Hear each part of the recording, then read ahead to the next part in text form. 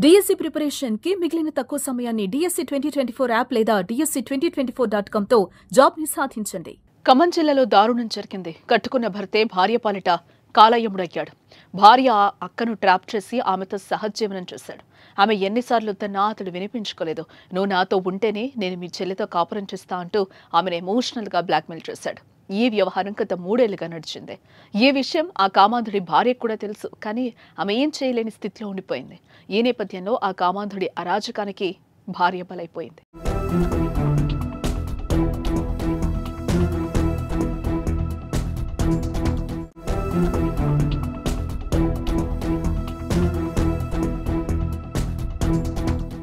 ఖమ్మం జిల్లాకు చెందిన అనిల్ కుమార్ అనే వ్యక్తి నగరంలోని డీజీపీ ఆఫీసులో సీనియర్ అసిస్టెంట్ గా పనిచేస్తున్నాడు. అతడికి సాహిత్య అనే భార్య ఉంది. ఇద్దరు హైదరాబాద్లోని జీడిమెట్ల పోలీస్ స్టేషన్ పరిధిలోని చింతల్లో నివాసం ఉంటున్నారు. కొంతకాలం వీరి జీవితం సాఫీగానే సాగింది. అంతలోనే ఉన్నట్లుండి అనిల్ కుమార్లో ఒక్కసారిగా మార్పు వచ్చింది. అతడు తన భార్య సాహితీ అక్క స్వాతిపై కన్నేశాడు. అప్పటికే స్వాతి తన భర్తతో విడిపోయి ఒంటరిగా జీవిస్తోంది. దీంతో స్వాతిని ఎలాగైనా తన వశం చేసుకోవాలని అనిల్ నిర్ణయించుకున్నాడు. అనుకున్నట్లుగానే స్వాతిని తన మాయలోకి దించి ఆమెతో సహజీవనం చేయడం ప్రారంభించాడు.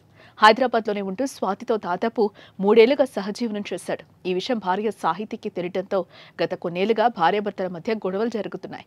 సొంత అక్కతోనే భర్త సహజీవనం చేస్తూ ఉండడంతో భార్య సాహితీ కుమిలిపోయింది.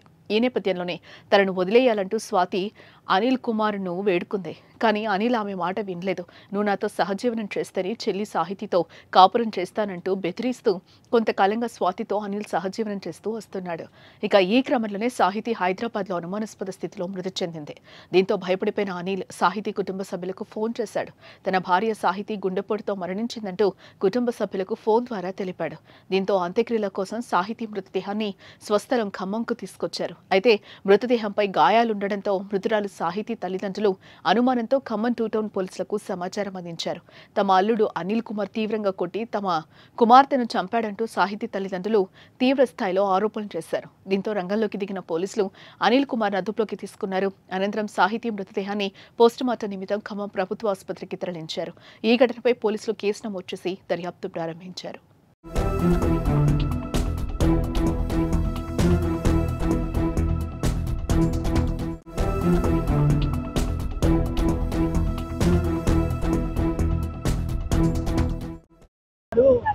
ఎందుకింటికి రాని అంటాడు అంత అమ్మా ఇంత అన్యాయం చేసి చంపుతారా మా బిడ్డని. ఇప్పుడు ఏమన్నా వస్తుందా? ఏమన్నా ముసలి దాయింది కదా వచ్చేసి కొని ఉంచుకొని వాళ్ళు ఏమన్నా చుక్క పెట్టింటే మేము సామాన్లు వేసుకొద్దా అని పోతే మీరెవరు పట్టి సునీల్ గారికి కూడా ఫోన్ చేస్తే అబ్బాయి అంటాడు కదా మమ్మల్ని ఏం చేయమంటా మీ ముందు మీరు తీసుకోమండి అని మాట్లాడిందమ్మా. ఆ రోజు సునీలే సాయి తీసుకుపోమని చెప్పాలి. 2 నెలల కింద పోతే తీసుకురాని పోతే వాడు అడ్డుపడిండు తీసుకుపోవద్దు అన్నాడమ్మా.